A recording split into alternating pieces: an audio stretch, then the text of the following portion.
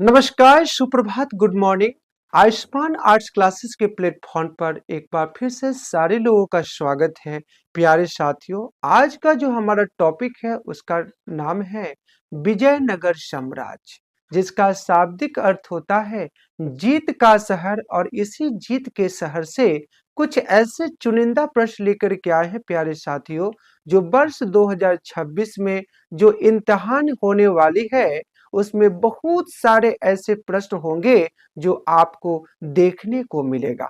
तो चलते हैं पहले नंबर प्रश्न की ओर। और पहला नंबर जो हमारा प्रश्न निकल के आ रहा है आपके स्क्रीन पर कि विजयनगर साम्राज्य की स्थापना किसने किया था।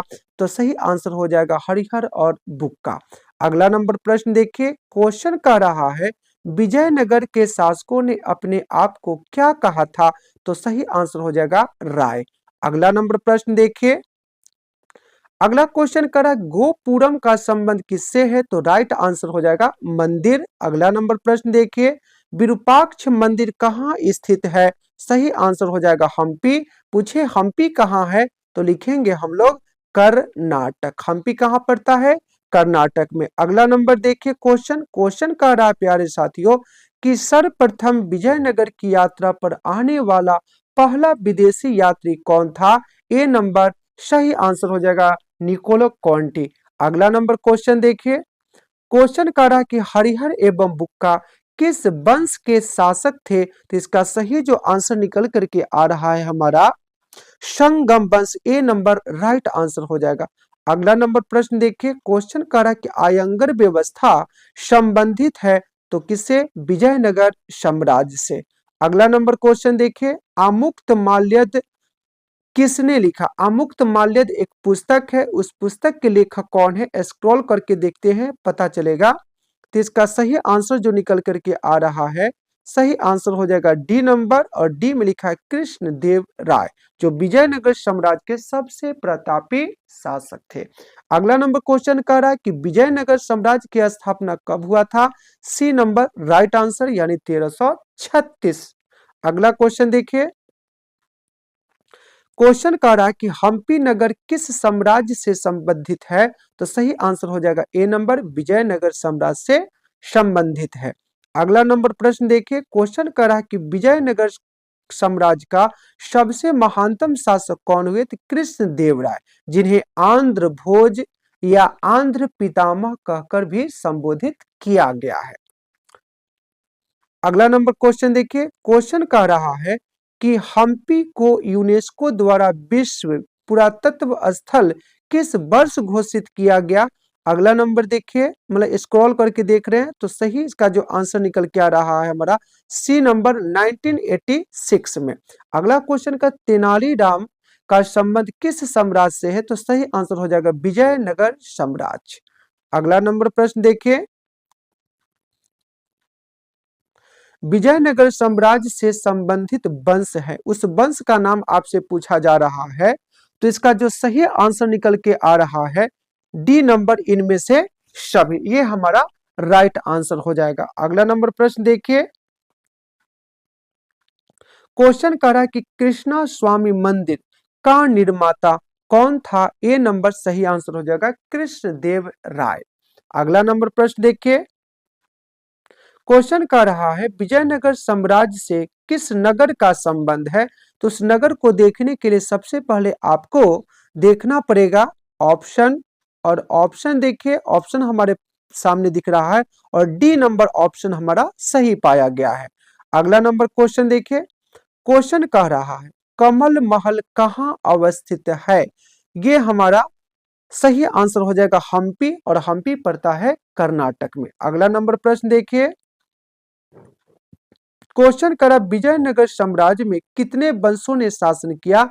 राइट आंसर हो जाएगा 4। अगला नंबर प्रश्न देखते हैं, क्वेश्चन कहता है कि एलोरा के कैलाश मंदिर का निर्माण किस राजवंश के शासन में हुआ। सही आंसर हो जाएगा राष्ट्रकूट वंश।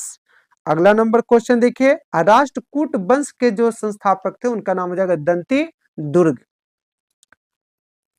देखिए 20वां नंबर हमारा प्रश्न आ चुका है, विजयनगर साम्राज्य का पहला राजवंश, विजयनगर साम्राज्य का पहला राजवंश क्या कहलाता है? तो सही हो जाएगा ए नंबर संगम।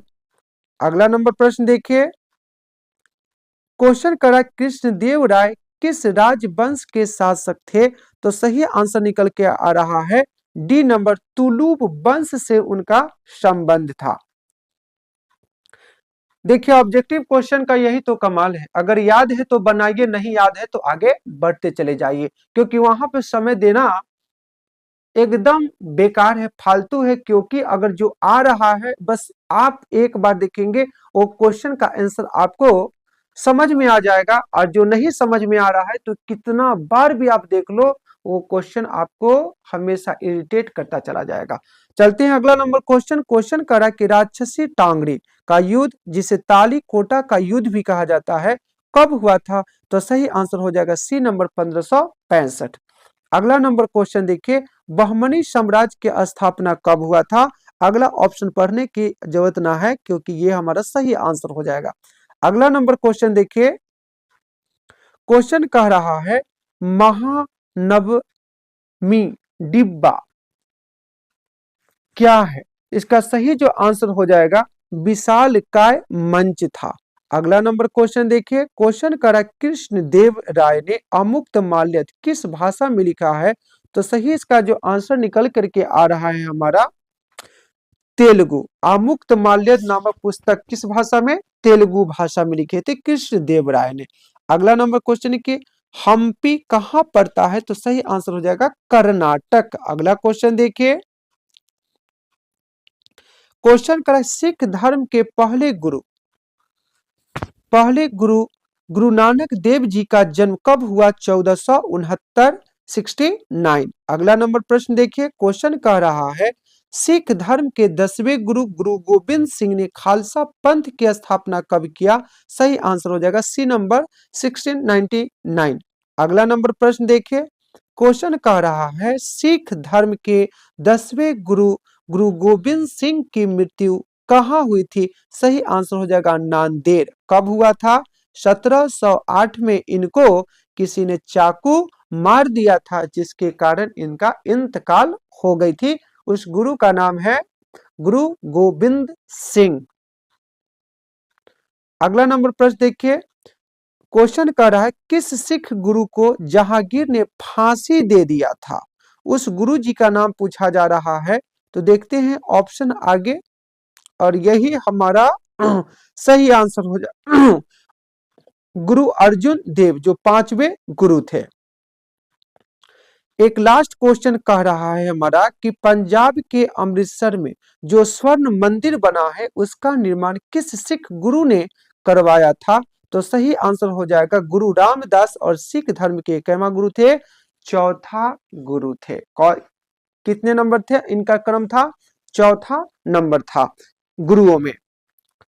और इस तरह से हम लोगों ने बहुत सारे ऐसे प्रश्नों को देखा मेरे प्यारे साथियों, जो आगामी प्रतियोगी परीक्षा हो या क्लास 12 के विद्यार्थी हो, उनसे ये प्रश्न पूछा जाएगा।